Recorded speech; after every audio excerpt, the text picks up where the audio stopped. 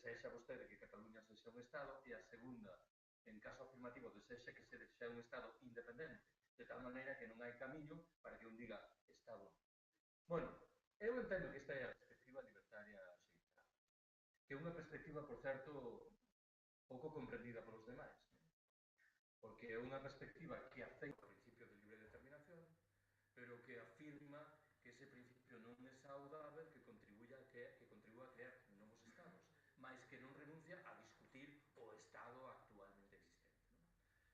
Calquera caso, lees as páxinas,